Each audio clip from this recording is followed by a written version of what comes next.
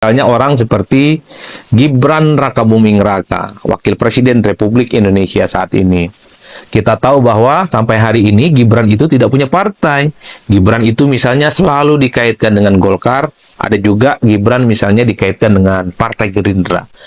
Ketimbang Gibran itu dikait-kaitkan dengan Golkar atau dengan Gerindra, saya kira kalau Gibran ingin maju bertanding di Pilpres 2029 yang akan datang, cukup Gibran itu bergabung dengan PSI atau cukup yakinkan PSI untuk mengusung maju Pilpres nantinya. Karena kita tahu bahwa PSI itu adalah partai politik yang paling Gibran Rakabuming Raka, PSI itu adalah partai politik yang paling Jokowi. Dan bahkan kita tahu ketua umum PSI itu adalah adiknya Mas Gibran, yaitu Kaisang Pangarap, yang saya kira masih bisa dibicarakan dari hati ke hati soal tiket maju dari PSI. Itu yang saya bayangkan, karena dalam Pilpres itu kan bukan partai yang dilihat. Yang dilihat itu adalah figur, sosok yang kemudian diusung. Per hari ini, saya kira Gibran itu punya modal sosial, punya modal kapital, popularitas, dan elektabilitasnya relatif kompetitif untuk bisa maju di 2029. Sekalipun nanti misalnya yang dihadapi itu adalah orang seperti Prabowo Subianto, dan seterusnya, dan seterusnya. Jadi, itu yang saya bayangkan dengan pikiran-pikiran liar. Jadi, Gibran itu cukup bisa maju melalui PSI. Nah, yang kedua, orang seperti Anies Baswedan. Kita tahu bahwa pendukung Anies itu kan selama ini teriak-teriak, Anies dijegal, Anies didolimi, Anies itu kemudian dalam tanda kutip ya dikucilkan secara politik dan seterusnya dan seterusnya. Anies Baswedan tidak perlu lagi capek-capek untuk mendirikan partai politik baru jika ingin maju di 5 tahun yang akan datang. Anies dan para pendukungnya tidak perlu lagi membuli PKS yang dinilai ikut meninggalkan Anies gara-gara tidak bisa maju dalam Pilkada Jakarta. Anies cukup misalnya meyakinkan Partai Umat, partainya Amin Rais. Kita tahu bahwa Partai Umat itu adalah partai yang paling Anies Baswedan selama ini. Dengan Partai Umat, Anies sudah bisa maju, mendapatkan tiket. Dan kita tahu bahwa Anies itu adalah orang yang saya kira popularitas dan elektabilitasnya kuat di atas rata-rata, bahkan menjulang sampai langit ketujuh. Ini kan gampang, sebagai sebuah pikiran-pikiran solutif yang saya kira, supaya Anies itu bisa maju di Pilpres. Begitupun dengan orang yang seperti Ahok. Ahok selama ini adalah sosok yang katanya punya pengikut banyak, punya pendukung banyak, dan adalah sosok yang sangat mungkin dia itu naik kelas menjadi calon pemimpin nasional. Nah, Ahok kalau kesulitan mendapatkan tiket dari PDIP, bisa maju itu dari partai-partai yang lain, terutama partai non-parlemen yang butuh figur seperti Ahok. Karena Ahok itu popularitas dan elektabilitasnya katanya kuat. Oleh karena itu, Ahok tinggal yakinkan partai-partai yang tidak lolos parlemen siap mengusung Ahok, supaya partai non-parlemen ini ngasih tiket dan juga memberikan faedah dalam pileg. Siapa lagi nama-nama yang dikira top? Orang seperti Fahri Hamzah, yang selalu kritis dan kelihatan berpihak kepada rakyat. Fahri Hamzah bisa maju dari Partai Gelora. Cukup dengan Gelora, Fahri bisa tampil, bisa duet dengan Anies Mata sebagai pasangan presiden dan wakil presiden. Ini adalah orang-orang yang saya kira tinggal diuji apakah dengan adanya putusan Mahkamah Konstitusi yang menganulir ambang batas presiden 20%, orang-orang yang selama ini dinilai jagoan, dinilai top, punya basis massa, basis pendukung yang banyak, itu bisa maju di Pilpres di masa-masa yang akan datang. Cukup meyakinkan partai-partai non-parlemen supaya bisa ikut bertanding. Atau orang seperti Ganjar Pranowo dan Pak Mahfud MD yang konon popularitas dan elektabilitasnya, sisa-sisa kekuatan politiknya itu kuat. Dan itu misalnya kalau tidak dapat tiket bisa dari partai-partai yang lain. Jadi ini adalah pikiran-pikiran yang saya kira menurut saya ada faedah yang bisa kita dapatkan dengan adanya putusan Mahkamah Konstitusi soal bagaimana ambang batas presiden 20% itu tidak ada lagi. Artinya apa? Orang-orang yang punya popularitas dan elektabilitas tinggi itu bisa maju. Gibran nggak punya partai, bisa maju dari PSI. Anies Baswedan nggak punya partai, cukup dari Partai Umat. Ataupun misalnya Fahri Hamzah, Anies Mata, cukup dari Partai Gelora. Tidak perlu lagi takut dengan partai-partai besar. Bukankah dalam Pilpres itu yang dilihat adalah kekuatan figur, bukan seberapa besar dan seberapa banyak diusung oleh partai-partai politik yang lainnya. Jadi saya kira di situ Ini adalah faedah dan barokah yang bisa kita dapatkan dengan adanya putusan Mahkamah Konstitusi yang membatalkan ambang batas presiden 20%. Ya, halo Sob Politik, kembali lagi bersama saya di channel ini. Teman-teman, kita sudah menyaksikan bersama bagaimana cuplikan video yang sangat menarik.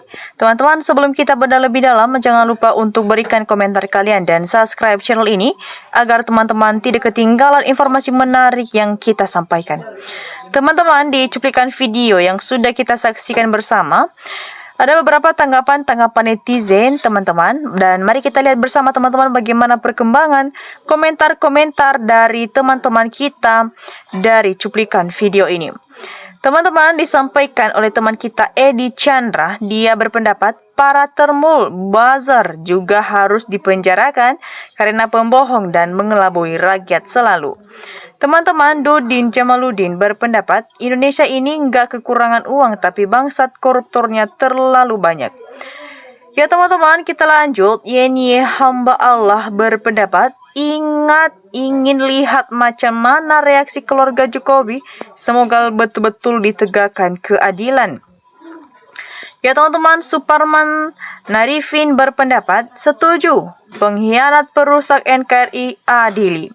Teman-teman, Amir Syan Syafuruddin berpendapat, setuju banget koruptor pemecah bangsa sita asetnya semua untuk negara, sudah ijazahnya nggak jelas dan bubarkan ternak-ternaknya semua penjilatnya. Ya teman-teman, sampaikan oleh teman kita Zulfik berpendapat, Polri dulu yang pertama di demo. Polri itu orang Jokowi, siapa lagi yang berani tangkap Jokowi? Semua penegak hukum harus didemo.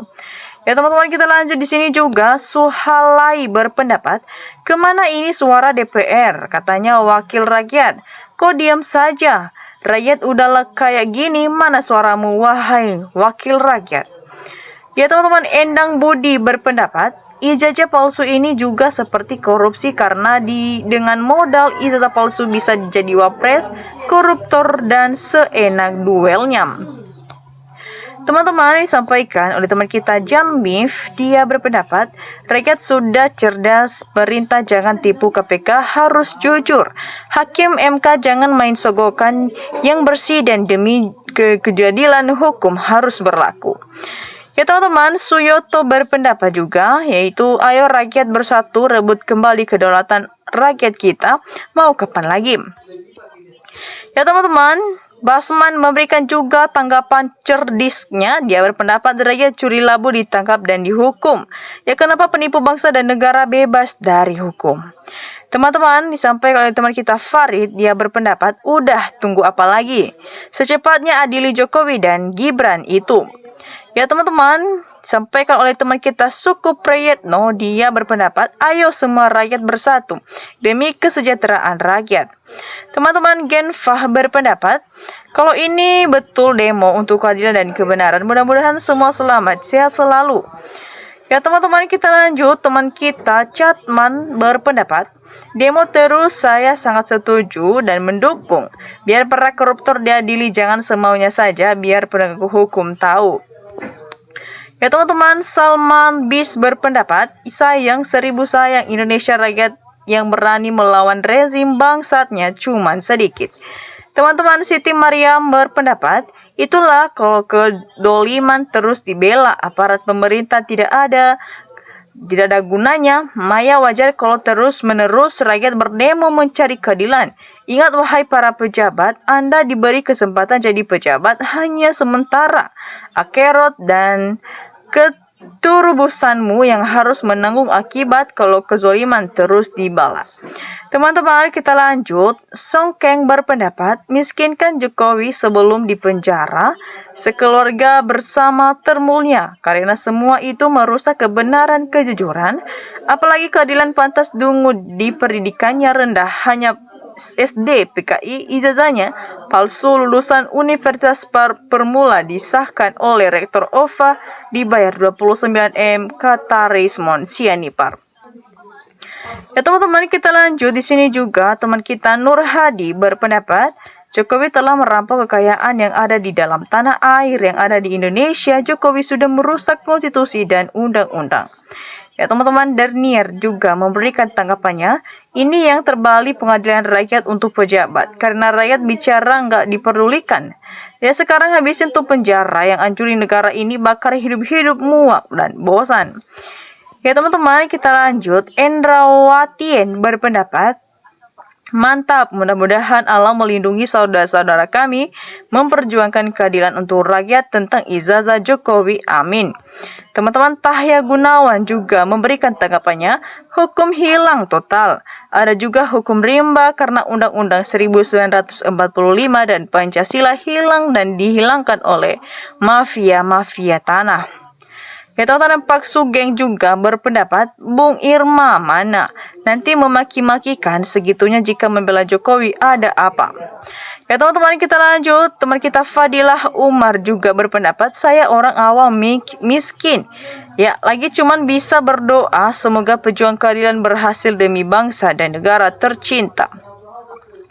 Teman-teman, Tobrinus Saleh berpendapat, hanya orang yang mampu menyelesaikan masalah korup dan Jokowi, aparat dan penegak hukum tidak bisa lagi diharapkan, semua sudah tersandar. Ya teman-teman, bagaimana tanggapan kalian mengenai isu polemik ini dan tanggapan-tanggapan teman-teman kita? Jangan lupa teman-teman untuk berikan opini cerdas kalian lewat kolom komentar di bawah. Dan terima kasih telah menyaksikan video ini sampai akhir. Sampai jumpa di lain video berikutnya yang tak kalah menarik. Salam NKRI.